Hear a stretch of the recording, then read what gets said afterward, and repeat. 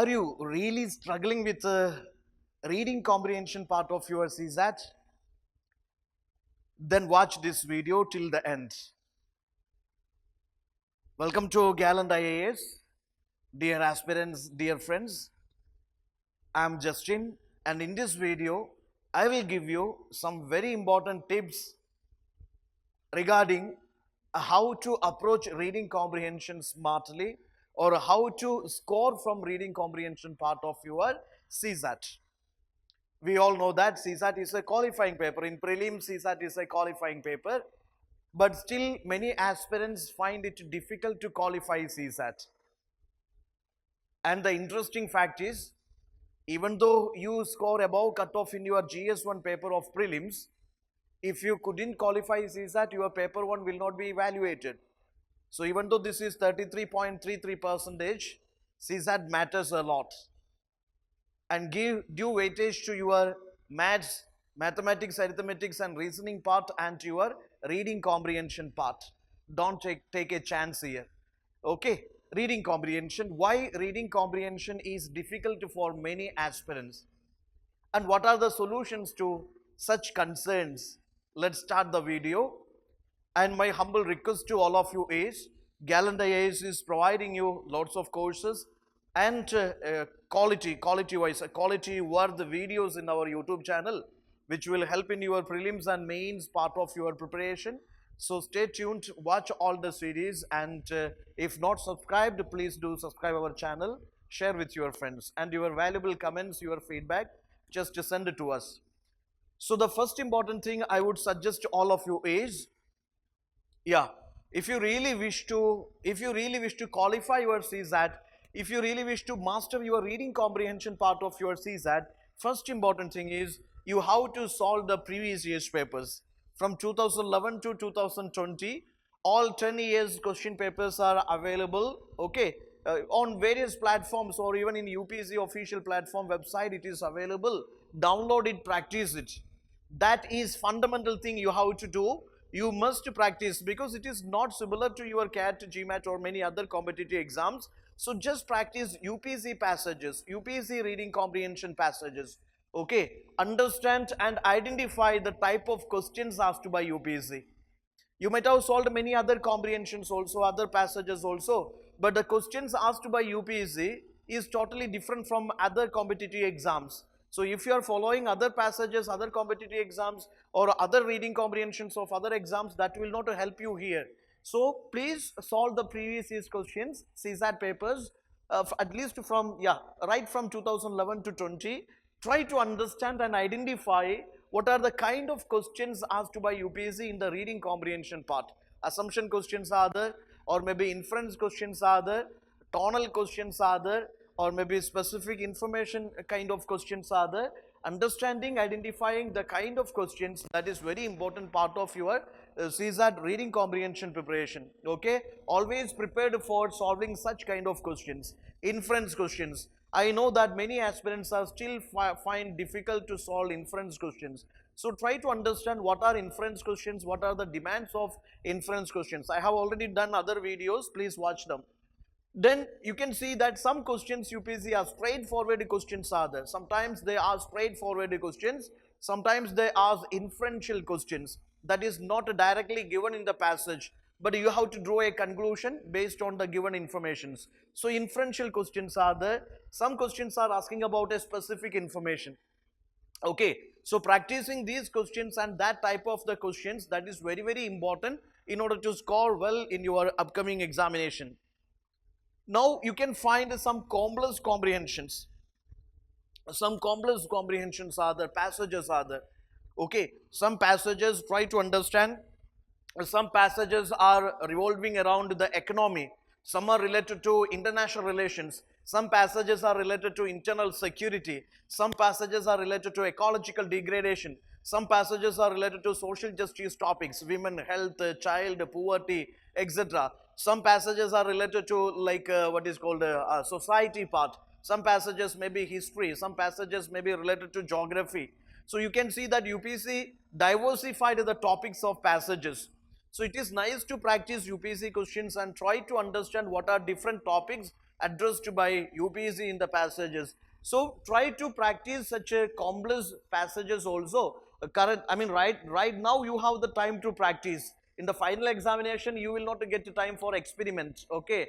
So here you see, you will have different types of the passages. You will get different types of the passages, and practicing them is important. You can sometimes apply your educated guess, even though you don't know that particular topic. Maybe it is most of the topics, the knowledge you can see, you can connect with the GS, but never try to apply your GS knowledge into your GS papers knowledge into passages.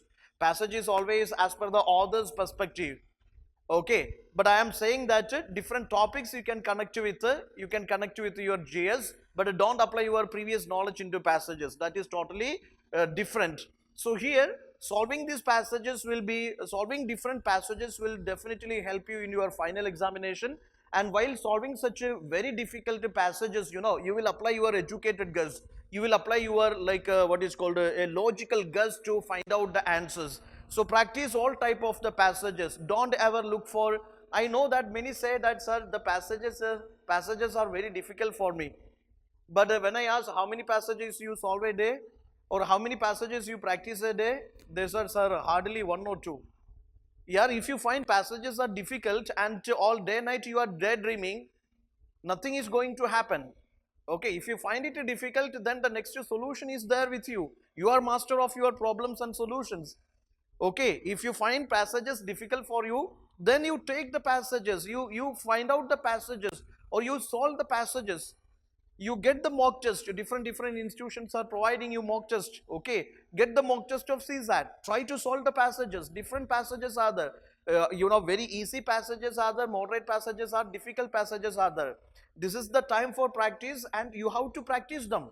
Don't only look for the easy passages.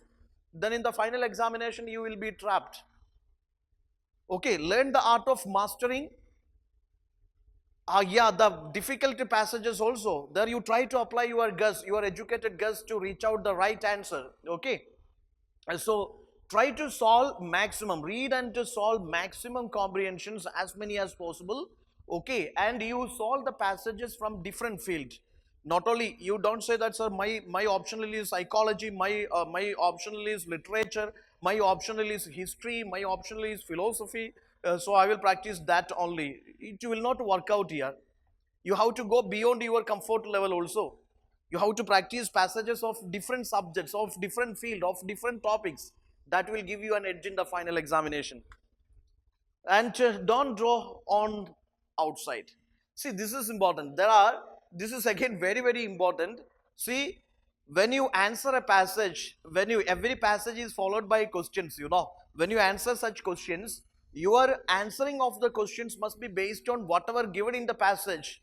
Don't try to apply your GS1 knowledge, GS2, GS3, GS4, or your essay knowledge. You should not apply into the passages. Maybe the topic is something which is related to India's, maybe maybe about India's startup missions, or about India's women empowerment. The topic is related to something related to maybe demonetization, or something it is related to India's economic growth or GDP growth, or something related to social developments, whatever.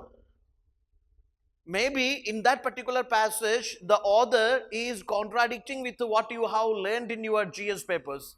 So if you are trying to apply your GS knowledge into passage, you will end up with a wrong conclusion. You will end up with a wrong answer. Okay, in the passage, you follow from the first line to last line only. Your predefined, prejudiced knowledge, or your pre-learned knowledge, you should not apply into passage. Try to understand the passage from author's perspective. Maybe his view is contradictory with what you have learned. Maybe he is trying to present something which is totally different from your perspective, or from your GS perspective. That is why I am telling you, don't draw anything outside the box, or don't draw anything outside the passage. Your comprehension and your answering of the questions based on the passage, that must be based on understanding of the passage only, not based on your GS knowledge. Just to stick on to the information given in the passage only. Based on that, you answer the question. Now let's go for an example. This is a passage. I'm reading this passage. All of you read with me. Entrepreneurship is an innovative and dynamic process whereby a new enterprise is created. Entrepreneur is a catalytic agent of change which generates employment opportunities for others. Entrepreneurship among women is a recent phenomenon. When an enterprise is established and controlled by a woman, is not only boosts economic growth but also has many desirable outcomes. It is an estimate. It is estimated that presently women entrepreneurs comprise about 10% of total entrepreneurs in India, and this percentage is growing every year. Growth of women entrepreneurs can be a vehicle of their socio-economic empowerment. They can play a powerful role in confidence building and creating in other women a feeling of self-reliance. This is the passage. Based on your understanding, you are answering the question. What is the question here? With reference to the above passage, consider the following statements. Three statements are given. In India, nothing much has been done to provide opportunities to women entrepreneurs to showcase their talents. Now see, this is something out of the box, or this is something outside the passage. Okay, in the passage, nothing is discussed about these India's challenges or India's solutions to women entrepreneurship. Okay, the passage is all about entrepreneurship. Passage is all about women entrepreneurship. It is not about what all the challenges women in India face regarding enterprises or entrepreneurship. Nothing is discussed here. The statement says in India nothing much has been done to provide opportunities to women entrepreneurs to showcase their talents. And technically speaking, that is wrong also, because we have seen ease of doing business in terms of ranking, ease of doing business. India is within the top 100 countries, and also it has many initiatives like startup schemes are there, stand-up schemes are there, Nidhi Aayog's initiatives are there, and so many schemes are there whereby it to try to empower women in terms of enterprising or entrepreneurships, etc. So anyway, that first statement is something beyond that particular passage. It's not discussed in the passage. Women entrepreneurs in India can be the best vehicle of socio-economic empowerment, making women self-reliant. Exactly, straightforward, directly we extracted from the passage. It is discussed in the passage. Drastic change can be brought into the status of women by encouraging them to be entrepreneurs. Yes, exactly. See, entrepreneur is a catalytic agent of change which generates employment opportunities for others. Entrepreneurship among women is a recent phenomenon. So when you connect to this, you can say that second and third statements are absolutely correct as per understanding of this passage. So your answer has to be 2 and 3 only. So don't ever go for something beyond the passage. If it is not discussed in the passage, don't give your own generalized views into answers. Okay, your answering of such a comprehension passages must be based on what is discussed in the passage. Elimination. Then there is another important element, which is elimination. You know, every passage is followed by questions, and when the choices are given, usually 4 choices are given. When the choices are given, you always get an opportunity that you can eliminate the wrong choices. You can always eliminate the wrong choices. Sometimes UPSC will give some choices which is contradictory in nature, or which is which is too much generalized, or which is something suspicious because of use of many keywords, or which is something which is I would say that it is out of the context. It is out of the context. Such choices can be eliminated. Okay, it is always important that you get the gist of the passage. You get to the central soul of the passage, what the passage is dealing about. It is not necessary for each and every word you should sit with the dictionary. That is a wrong strategy when these UPSC passages are concerned. Try to understand the overall content of the passage, overall message of the passage. Based on that, you try to answer the questions. Okay, sometimes you can eliminate some suspicious keywords, phrases or sentences. Even coming to the choices also, contradictory choices, too much generalized choices, choices with suspicious keywords, almost all such can be wrong only. Such choices you can eliminate. Let's go for an example. Food contamination can occur at any stages from farm to plate. Since most cases of food poisoning go unreported, the true extent of global foodborne illness is unknown. Improvements in international monitoring have led to greater public awareness. Yet the rapid globalization of food production increases consumers' vulnerability by making food harder to regulate and trace. We have the world on our plate, says an official of WHO. This is a passage. Now the question is, which of the following is the most logical corollary to this above passage? Based on this passage, we have to answer. Out of the given choices, globalization of food production should be curtailed. This is something contradictory. This is far beyond the logic. Nowadays, globalization happens in every sector, every field, and we are eating burgers, they are eating dosas. Okay, so you can see that this globalization of food production, it should be curtailed. Means, you see, globalization of food production, obviously that is creating income to lots of farmers and to various food processing industries and various sectors of this agriculture. All are benefiting from that. Okay, globalization of food production, maybe it is having some negative impacts, but more than that, many positive impacts are there.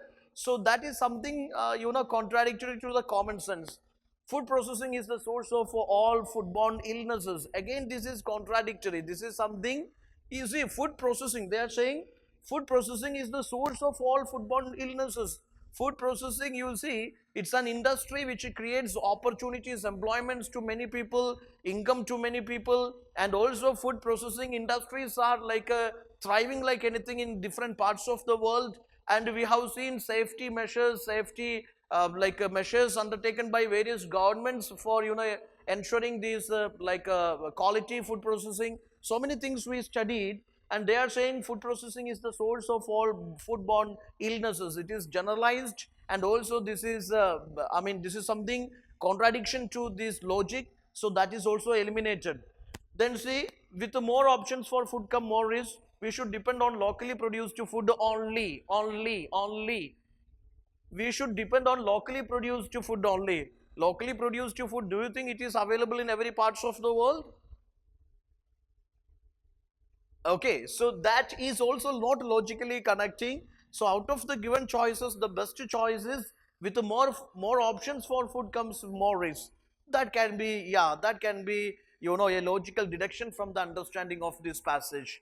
So that way you can apply the elimination strategy also. Then there is a bottom-up strategy. Bottom-up strategy, see, I am not prescribing this to anybody. This is your discretion. You are the, this is your judgment. You see, a bottom-up strategy is nothing but you are reading these question and choices first, then you are going for the passage. Usual way is reading the passage first, then going for the question and choices. Similar way, there is a strategy, bottom-up strategy, in which people read the question and choices first, then they come to the passage. You can follow any methods, that is as per your discretion. Whichever you feel comfortable with you, you follow that. There is no hardcore rule for that. Okay, if you feel bottom-up strategy is okay for you, follow it. If you feel reading the passage first, then going for the questions is best for you, you follow it. Okay, for which you can practice many passages. See, I will give you a solution. You practice many passages either with this top bottom strategy, okay, top bottom strategy, or with bottom top strategy. I mean, either you read the passage first and then question and choices, or read the question and choices first then go for the passage. You practice many passages, then whichever you feel that it is comfortable with you, okay for you, time saving for you, that you follow. Okay, and this is important. When you read the passages, when you read the passages, try to understand. Usually there are around 30 questions asked from reading comprehension part. Out of 80, around 25 to 30 questions from reading comprehension. So it has a good weightage in your CSAT. And I am telling you, all passages will not be easy for you. All passages will not be tough for you. Find out the easier ones, or the passages which you are confident to solve. There are some passages which is quite difficult for you. Such passages are maybe certain passages where you find quite difficult to understand the meaning of the passage, quite difficult to understand the question of the passage, quite difficult to distinguish the choices of the passage, or certain passages when you read, you feel dull and so boring. You are simply, running your eyes on the words, but your mind is wandering somewhere else. Okay, such passages will be the most difficult passages. You better is to skip such passages. I'm not saying that you skip all the 30 passages. I am saying you select the easy and moderate difficult passages. The most difficult passages, don't invest a lot of time over such wasted passages. Okay, the most difficult, wherever you feel yeah, it is too dull. You are running your eyes on words, but nothing is clicking in your mind, or nothing is registering in your mind. Your mind is wandering somewhere else. If you feel such passages, just leave it. Or the passages with the questions of most difficult to comprehension, or maybe quite difficult to understand the question and choices, quite difficult to distinguish the right and the wrong choices, quite difficult to understand the meaning of the passage, such passages you leave, because negative marking is also there. Instead of that, you spend a quality time over reasoning or maths areas. Okay, so these are some common tips which I would share with you. And don't be so much panic. Okay, this is also a biggest problem for many aspirants. Okay, you are so panic with the passages.